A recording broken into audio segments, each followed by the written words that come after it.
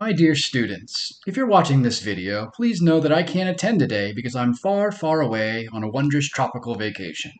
So this recording will have to suffice. That's alright, we're going to make Crash Course look like Trainwreck. Today we're going to talk a little bit about circuit analysis. And so we've already seen that a circuit consists of a power supply, usually something like a battery. We can do the positive part and the negative terminal there. The battery is going to allow current to flow around wires, usually coming out of the positive terminal, and that current is going to find its way to a resistor, one of these jaggedy symbols here, that will go around and complete the circuit. And so we have this pattern of generating the power with the battery. You can symbolize that V. The battery produces and creates a movement of charges, which flows as a current around, and will eventually that energy will be dissipated over at some load or resistance R. This is the simplest possible circuit. And our goal today is to take more complex circuits and actually get it into this form. So if we see something like this, where we have that same power supply, it's connected to a bunch of different resistors, R2, R1, maybe we'll put 2 over on this branch, that would be exciting. And now we have something that looks like this. Our goal would be to say, hey, we have a bunch of resistors over here. This is going to make the circuit behave a certain way. What value of resistance would I need to basically get a single resistor in that circuit to behave the same way? So we call this, if we took all 4 of these resistors and condensed them down into a single resistor of the same properties, that would be called the equivalent resistance. So our goal today is how to find this equivalent resistance. In other words, these 4 resistors, or however many resistors that we have, if we were to combine them all together, what would they behave like? So to think about that, we need to know that we can connect resistors, or any circuit elements, in 2 major ways. Those ways are series and parallel. So in series, if I have a circuit, and I have resistors that look like this. We'll call this R1, 2, and 3. If I trace my finger around the circuit starting at the battery, I go around, and my finger has to hit each resistor in turn. There's no way for me to get around this circuit and skip one of these 3 resistors. I have to hit all of them. So in series, when these resistors are oriented so that they follow one after another, we call that a series circuit. So in this first circuit we drew, R3 and R4 are in series with each other, but they're connected to the other resistors in a more complicated way. And so that gets us to parallel.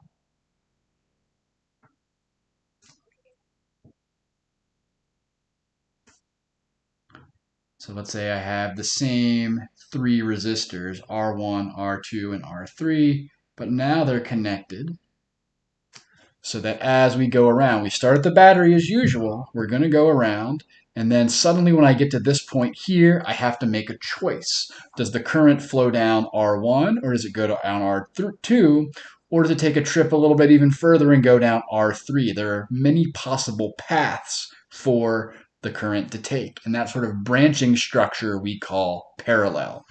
Now, it doesn't mean literally in parallel. If I draw this circuit here,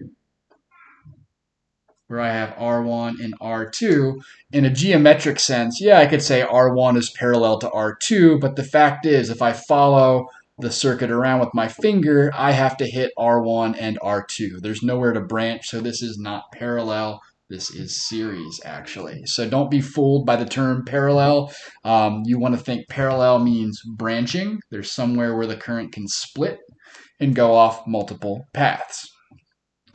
So if we go back to our original circuit, R3 and R4 together are in parallel with R2. We would say that this whole combination of R's 2, 3, and 4 are in series with R1 alone. So we can see that we can connect resistors in some pretty wacky ways, and that's going to change how we want to think about how they relate to one another. So to figure out how these circuits here condense down into a single resistor, we need to figure out how to add them, and they're going to add in different ways. So in series, this is actually the easier one to do. And the way you want to think about it is, if I'm going around this circuit, I have to hit every single resistor. So I'm going to go around, I hit R1, I hit R2, I hit R3. So the total amount of resistance I've hit is the combined resistance of all three resistors. It's that simple.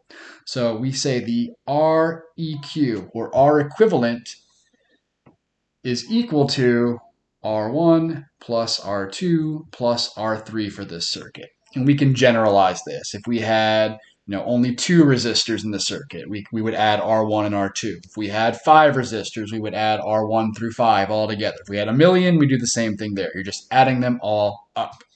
And so this means that if you connect resistors in series, the equivalent resistance will always be greater than any individual element. Req is greater than any one element. It's the sum of all the parts there. So that's pretty straightforward. So if we had, for example, we put some numbers here: 5 ohms, 20 ohms, and 13 ohms. Can't make it too easy. All we're going to do is add up these numbers. The equivalent resistance, this circuit behaves like a single resistor of the sum of all three. So we're going to add 5 plus 20, get 25, tack another 13 onto that, and we're going to be up to 38 ohms. So altogether, this 3 resistor circuit is going to behave the same as a 1 resistor circuit if that resistance was 38 ohms. So that's all you're doing there when they're in series. When they're in series, you just add them up. Now, in parallel, it's a little bit trickier. In the series circuit, you had to hit every single bit of that resistance there. In parallel, the current has a choice. Not really a choice, they're just going to follow the laws of physics, but the current's going to go down a little bit of each of these 3 paths. And thus, that means that instead of every single electron in this circuit having to go through R1, and every single electron having to go through R2, and everyone having to go through R3, the traffic of electrons is going to flow around here, and some of them are going to go through R1, and another amount of them is going to go through R2, and the remainder is going to go down R3. And so now we have a bunch of electrons all able to kind of split up their traffic, which means that the combined load of these 3 together is going to be less than any one of them by themselves. I like to think of resistors as like little toll booths. All the cars on this road have to hit every toll booth, so it's going to take forever to get through because every car has to stop. Over here, some of the traffic is going to go down R1, some of the traffic is going to go down R2, and some of the traffic is going to go down R3. So each car only has to go through one toll booth, which means everyone's going to get through faster. You can kind of think of the total resistance of a circuit being analogous to the total amount of time you would spend in toll booth traffic. The more resistance, the more time each car is spending on that road. So there's going to be less overall resistance for all 3 of these together. The way that works out is we're not going to just add them straight up. We're going to add the resistances in reciprocal. So we're going to add 1 over Req. This is going to be equal to 1 over R1 plus 1 over R2 plus 1 over R3. So we're adding them in reciprocal. In this situation, Req is less than your smallest resistance. So this is interesting. I could have 1,000,000 ohms and then 3,000,000 ohms, and I could do 1 ohm over here for R3.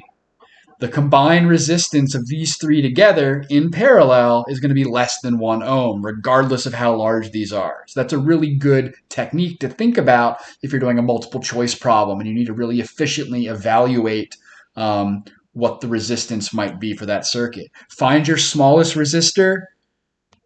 Your equivalent resistance has to be less than that. So that's a really important concept to have in your tool belt there. So Req is less than your smallest resistance. So these are our resistance addition rules. If we want to use the same three resistors we have over here to see how it works in parallel, real quick,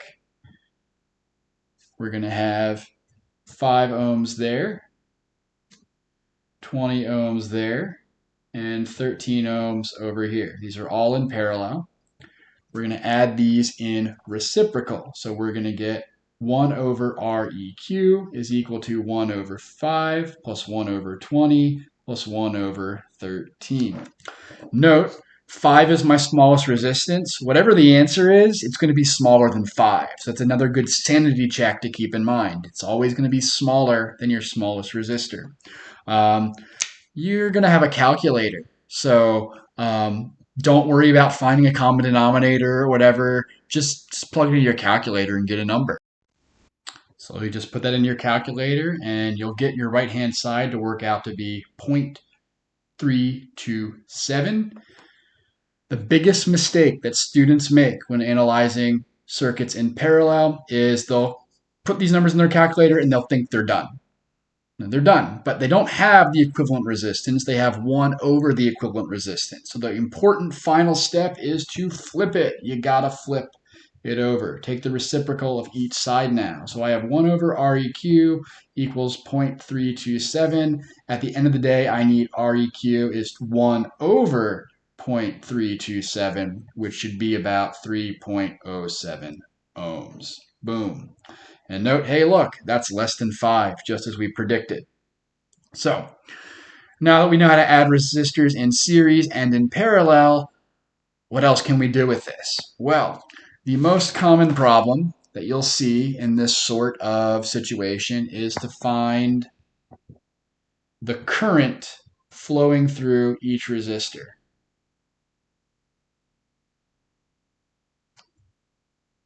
So you'll have a complicated circuit of like 3 or 4 or 5 different resistors, and you'll want to figure out what the current flowing through each of them is. So let's revisit that resistor circuit that we saw at the beginning with these 4 resistors. And we'll have 10 ohms here. We'll call that R1. We'll say that R2 is equal to 5 ohms. We'll say that R3 is equal to 3 ohms, and we'll make it easy on ourselves and say R4 is also equal to 3 ohms. So we have this circuit here. Let's go ahead and give our battery a nice round 10 volts for the power supply. So given our battery and the makeup of this circuit, what is the current flowing through each resistor? Well, one of the tricks is we kind of need to know what the current flowing through the battery is. So our first major goal is determine current in battery. This is essentially the current flowing through the equivalent resistance. If we were able to condense all 3 of these things down, the current flowing through this circuit will be the current in that battery. Once we have that, we can go back and break it down piece by piece to figure out what's going on in the other parts of the circuit. So our first goal is to determine the current in the battery. To do that, we need to break the circuit down into Req. And the way you want to work that is from the most complicated part of the circuit down. So we have this parallel part of the circuit. Parallel is more complicated than series. So we want to work that out first, getting basically 2 resistors in parallel. Well, to do that, we have a little bit of wrinkle in this problem, so that these 2 resistors are in series with each other. So if we combine them first using the series addition rule, we should be able to get that equivalent resistance there. So we're going to break it down piece by piece. We're going to get R3 and R4 together. They're both 3 ohms. So R3 plus R4, we're going to call that R34. The combination of those two resistors will be equal to 6 ohms. So what this does is effectively condenses these two into a single resistor. And now we have a 5 ohm resistor in parallel with a 6 ohm resistor in series with a 10 ohm resistor by itself. So both of these are in series with the parallel combination. So now I'm going to call it R parallel. It's the combination of the two parallel resistors. Well, that's going to be equal to 1 over it, actually, is equal to 1/5 plus 1/6. So I put that into my calculator, and I get on the right-hand side 0.36 repeating. I got to flip that over. Remember, 1 over R parallel is equal to that. So I flip over both sides and get that the parallel combination is about 2.72 ohms. Again, less than either 5 or 6. So now, finally, I'm going to add this. So essentially, again, we've condensed once more battery. I'm getting tired of drawing that. 10 ohm resistor in series with this 2.72 ohm resistor that we're calling R parallel. Now 10 ohms, 2.72 ohms. We add those together. These are just in series. So at the end of the day, R1 plus R parallel is equal to 12.72 ohms. So that is our equivalent resistance of the whole circuit. So now that we have the total resistance, it's basically like we've turned this complicated 4 resistance circuit into a single resistor of 12.72 ohms. That's how this circuit behaves. You might be thinking, why do we need to build this anyway? Why couldn't we just get a 12.72 ohm resistor? Well, it turns out factories just can't make every single possible value that could possibly exist. And so, they only make a certain set of resistors. I mean, there's a whole bunch of different values you can buy, but there are only finitely many values available. And so if you need a certain current or a certain property of your system, you need to figure out how to combine those already manufactured resistors to get what you need. So maybe you do need this. You probably can't go out and buy it. So you need to know how to cobble it together from what's already out there. That's kind of the whole shtick of being an electrical engineer, is figuring out, what can I do with these resistors? What funny values could I end up with if I combine them in the right way? I digress. So there we go. We have 10 volts being pumped into an equivalent 12.72 ohm resistor. Well, now I want to know the current flowing through everything. That was our original goal. So we apply our Ohm's law. So we're going to apply Ohm's law for whole circuit. This will get us the battery current. So we do V equals IR, and we're going to solve for I as V over Req. That's going to be the entire voltage of the circuit divided by the equivalent resistance there, 12.72, which will get us a final current of 0.786 amps. And that is the current flowing through the whole battery. Now, we can apply two very important ideas, and these are things you really need to have down. So one is that current is the same in any two objects in series with each other. So knowing that, we just found the equivalent current flowing through the battery. Well, the battery is directly in series with the 10 ohm resistor.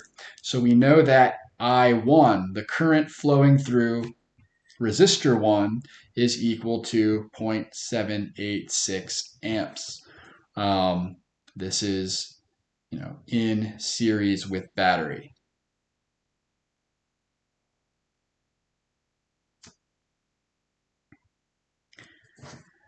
This is also the maximum amount of current that could be in this circuit. When it gets to this point here where it splits off into the two parallel branches, some of it's going to go down this path, some of it's going to go down the other path, but together those are going to add up to the original current. So important rule number 2. This actually has a name. This is Kirchhoff's junction rule. A junction is where, the wires split off. Basically, it says current entering a junction must be equal to all the current leaving the junction. This is a conservation law. You cannot create or destroy charge. You cannot create or destroy current or moving charge. And so those charges are going to split up on two different paths. They don't have to be equal on those paths, but they do have to add up to the equivalent current you started with. So now, the next rule is really another Kirchhoff's rule. This unsightly double H in the middle of his name. This is Kirchhoff's loop rule. Kirchhoff's loop rule might be the most powerful rule in all of circuit analysis. Kirchhoff's junction rule concerns current flowing in and out of a junction. Kirchhoff's loop rule is going to tell us about the total amount of voltage added or removed from the circuit. So we're going to add voltage with the battery. We're going to remove it through the resistors. So the idea is that the total voltage in has to be equal to the total voltage dissipated. This is batteries over here. This is resistors over here. Another way to think about this is you could say the energy you put into the circuit, the voltage you put in minus the voltage dissipated across the resistors must equal 0. This is a statement of conservation of energy. You cannot create or destroy energy. It has to be just lost somewhere else in the circuit. So how do we apply this? We have 10 volts going in from the battery. By the time we go around any loop in this circuit, whether I go around 10 and then 5, or whether I go around 10 and then 6, I have to lose the same amount of voltage. This also gets us to our fourth rule. Voltage across two objects in parallel must be the same. So current is the same in two things in series, voltage is the same in two things in parallel. So the idea is if I come in with 10 volts, I go across my 10 ohm resistor, I'm going to lose some amount of that. I don't know what it is yet. I'm going to just say 4 for now. That means I have to lose 6 volts whether I go across the 5 ohm resistor. It has to be lost. This is the only place left on this loop I can lose it. So I have to lose the remainder of that voltage going around here. But even though this is a different resistance value, that same voltage, I've already lost the first 4 volts here, the remaining 6 volts have to be lost around the outer loop as well. So that is this voltage in parallel is the same, follows directly from this idea of the loop rule. So how do we finish this job off? We have the equivalent current. Now we've already applied Ohm's law globally for the whole circuit. We can apply Ohm's law individually for each resistor. So this is Ohm's. So we already applied Ohm's law globally for the whole circuit. Now we're going to do Ohm's law for just resistor 1 by itself. So that means we're going to use just the value of that resistor and just the current flowing through it. So now we're going to try to find the voltage across just that resistor. So I and R, we have both of those. We're going to get 10 ohms multiplied by the current 0.786, and 10 times that's easy enough. It's going to be 7.86 volts. So it's much more than the 4 that I just randomly made up earlier. It is going to lose almost more than 75% of the voltage just across that one thing. So that means that the voltage across our 5 ohm resistor and our 6 ohm resistor has to be the remainder. So this is the voltage across the first one there. That by our loop rule, the voltage across 2 has to be equal to the voltage across 3, and that's going to be equal to the battery voltage 10 minus V1. So we're going to subtract 7.86 from 10. That's going to be like 2.14 volts. That is the voltage lost across both of those two resistors. So now that we know that, we can apply Ohm's law individually for those to figure out the current. We know the resistances as we're given in the problem, and now we know the voltage across that by subtracting out what we had. So let's go ahead and draw that circuit again. We have 10 ohms, we have 5 ohms, and we have 6 ohms.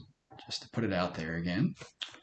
We just found that the voltage drop across both 2 and 3 was equal to 2.14 volts. So if we're solving for the current, we're going to apply Ohm's law again. So we get V2 equals I2 R2, and we're going to get V across the 6 ohm resistor is going to be equal to 6 times whatever that current is. So we're going to do 2.14 over 6 to get the current through that resistor. Same voltage, different resistance. 2.14 over 5 gets us the current in I2. So now we just evaluate these. We get 0.428 amps for this one. We get 0.356 amps for that one. And if you note something real quick, if we add these together, we get, within rounding, 0.784, which again is pretty close to the 0.8786 we started out for the base current here. So again, this is the current going down the left branch. This is the current going down the right branch. Turns out that if we add these two together, we get the original current we started with. So that's our junction rule, our conservation of current in the circuit. This is approximately the 0.786 we started with. So now if we remember, we have one last thing. This 6 ohm resistor was actually two 3 ohm resistors in series with each other. It turns out that this current is the equivalent current in the 6 ohm resistor that's formed by the two 3s together. The current in that 6 ohm resistor is also the current in the two 3 ohm resistors. They're shared. There's one current flowing through this outermost branch here, and that's going to be true whether I have, one resistor, 2 resistors, 700 resistors, whatever. It's the same current flowing through all of them. So this is the current I3 and I4 are 3 ohm resistors. So now we have all 4 of our currents. I1 was equivalent to the battery. That was our 0.786 amps. In the 5 ohm resistor, which we called R2, that was 0.428 amps. And then I3 and I4 are both together. They have 0.356 amps. So that solves the problem. That was a lot of work, but it's all just following rules. So to recap real quick, we have really 6 major rules to follow. We have our resistance addition rules,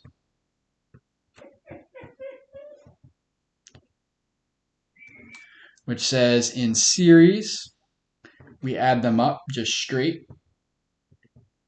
Whatever ones we have in series, we just add them together. In parallel, we add them in reciprocal. So you can do 1 over whatever values you have, add those all together. You get some value, you got to flip it to get the actual R equivalent at the end of the day. In series, we also have current is the same. Any two things in series with each other will have the same current. If I have two objects in parallel with each other, they will have the same voltage. So in parallel, voltage is the same.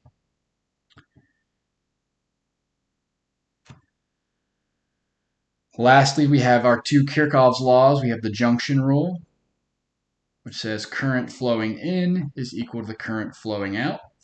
And finally, our loop rule, which says that the voltage around any loop across the resistors has to sum up to the voltage that you put in. So the voltage in with the battery has to equal the total resistance that's dissipated across those any resistors in any loop. So you trace your way around. I put in 10 volts with the battery. I lose, we said 7.86 volts across the 10 ohm resistor. I have to lose the remaining 2.14 across either of these guys. That's how it works. So these are our 6 rules. This is going to get us through any circuit. So with some practice, we will become circuit analysis masters. All right. See you next time.